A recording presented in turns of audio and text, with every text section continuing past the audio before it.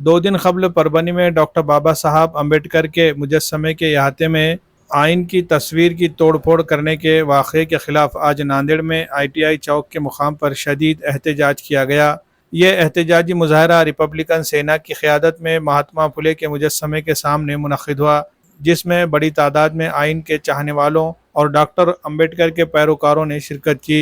मुजाहिरीन ने वाक़े की मजम्मत करते हुए मुतालबा किया कि मुल्ज़िमान को फ़ौरी गिरफ़्तार करके सख्त से सख्त सज़ा दी जाए।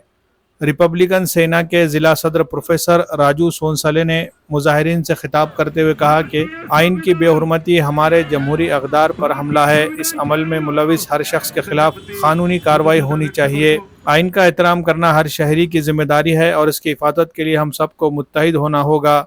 एहतजाज के दौरान डॉक्टर बाबा साहब अम्बेडकर और आइन की तस्वीरों का एहतराम किया गया। मुजाहिरीन ने नारे लगाए और आइन की बेहुरमती करने वालों के खिलाफ सख्त कानूनी कार्रवाई का मुतालबा किया। मुजाहरे में शरीक अफराद ने इस अज़्म का इजहार किया कि आइन की हिफाजत और एहतराम के लिए वह हर मुमकिन जद्दोजहद करेंगे। रिपब्लिकन सेना ने ऐलान किया कि जब तक मुल्ज़िमान के खिलाफ सख्त कार्रवाई नहीं होती, इनका एहतजाज जारी रहेगा। मुजाहरे के दौरान पुलिस भी मौजूद रही और एहतजाज पुरअमन तरीक़े से इख्तिताम पजीर हुआ।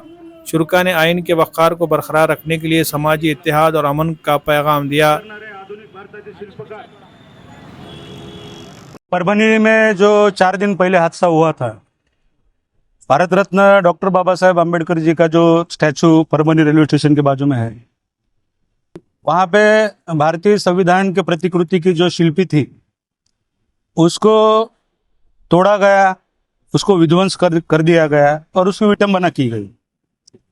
अभी इसमें सबसे पहले जिम्मेदार वहाँ का जो परभनी का महापालिका प्रशासन है वो है, क्योंकि बाबा साहब के स्टैचू के पास जो गार्ड होना चाहिए महापालिका, वो गार्ड का देहांत हो चुका था और महापालिका ने वहाँ जो है वो उसकी जगह कोई नया आदमी वहाँ पे लिया नहीं।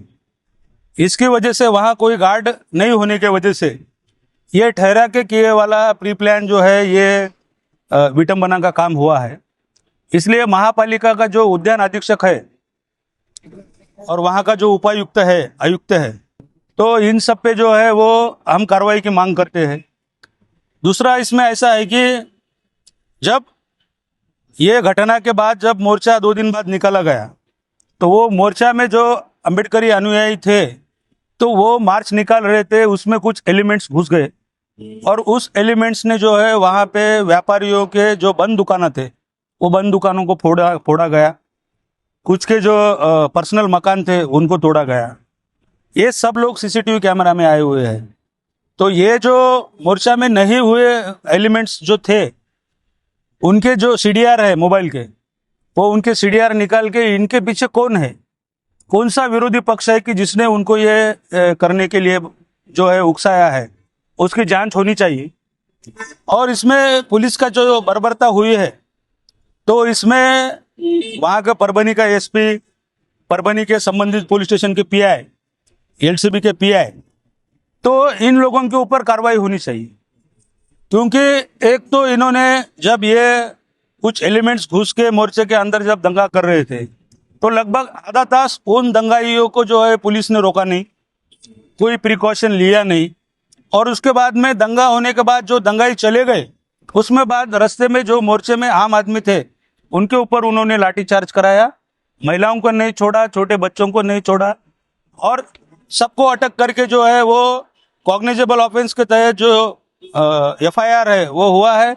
हम इसकी निंदा करते हैं और हम ये सब मसले को लेके हमारी यहाँ नांदेड़ के कलेक्टर साहब से हमारी कल बात हुई शांतता कमेटी की बैठक में, IG साहब से हम मिलने वाले हैं और ये सब डॉक्यूमेंट लेके हम माननीय हाईकोर्ट में एक याचिका दाखिल करने वाले हैं और हम ये सब जो मामला हुआ है वो मामले की तहकीकात के लिए माजी न्यायाधीश की एक कमेटी फॉर्म करने के लिए हम माननीय उच्च न्यायालय का दरवाजा जो है तो खटखटाने वाले। परभणी येथे 2 दिवसापूर्वी डॉक्टर बाबासाहेब आंबेडकरांच्या पुतळा परिसरामध्ये भारतीय राज्यघटनाच्या प्रतिमेचं विटंबन एका इसमाकडून मुद्दामून करण्यात आलं आणि लगेच काही वेळानंतर आंबेडकर अनुयायांनी देशद्रोहाचा गुन्हा करणाऱ्या प्रवृत्तीला पोलिसांच्या ताब्यात दिलं। हे पाहता पोलिसांनी जे काही दुसऱ्या दिवशी दलित वस्तीमध्ये जाऊन कोम्बिंग ऑपरेशन केलं आणि दलित वस्तीमधल्या लोकांना, माता भगिनींना विनाकारण दोष नसताना अमानुषरित्या हुकुमशाही पद्धतीनं मारलं, मारझोड केली आणि पोलीसवाल्यांनी संबंध परिसरामध्ये परभणी शहरामध्ये बंद पुकारल्याच्या नंतर वाहनांची तोडफोड केली. आता आंबेडकर आणि अनुयायांनी हे बंद केलं पाहिजे की कोणी क्रिया करतं आणि प्रतिक्रिया देणं बंद केलं पाहिजे. आता आम्ही क्रिया करणार आहोत. 1 जानेवारीपर्यंत जर परभणीचे जिल्हाधिकारी आणि पोलीस अधीक्षक यांची ताबडतोब हकालपट्टी जर नाही झाली आणि दुसरी महत्त्वाची गोष्ट, त्यांच्यावर गुन्हे दाखल होऊन तिथले 2 पोलीस निरीक्षक आहेत, एक LCB ज्यांची बदली झालेली आहे नांदेडहून, अशोक घोरबांड आणि त्यांचा एक सहकारी, त्या लोकांनी दलित वस्तीमध्ये जाऊन या जातीवादी पोलीस निरीक्षकांनी आमच्या लोकांना विनाकारण मारझोड केली, त्यांची हाडं मोडली, पाये तोडली. त्या 2 पोलीस निरीक्षकांवर अॅट्रॉसिटी ॲक्ट प्रमाणे गुन्हे दाखल करून त्यांना त्वरित निलंबित केलं नाही तर 1 जानेवारीपर्यंत आम्ही नांदेडमध्ये आमची दिशा ठरवणार आहोत. म्हणून माझी विनंती आहे प्रशासनाला, जिल्हाधिकारी आणि पोलीस अधीक्षकाची ताबडतोब हकालपट्टी करावी आणि 2 पोलीस निरीक्षकांवर गुन्हे दाखल करून त्यांना ताबडतोब निलंबित नाही केलं, जर आज आम्ही नांदेड जिल्हा शांत आहे तो उद्या 1 जानेवारीपर्यंत शांत राहणार नाही, असे आम्ही आज इथे वंचित बहुजन आघाडीच्या वतीने जाहीर आवाहन करतो.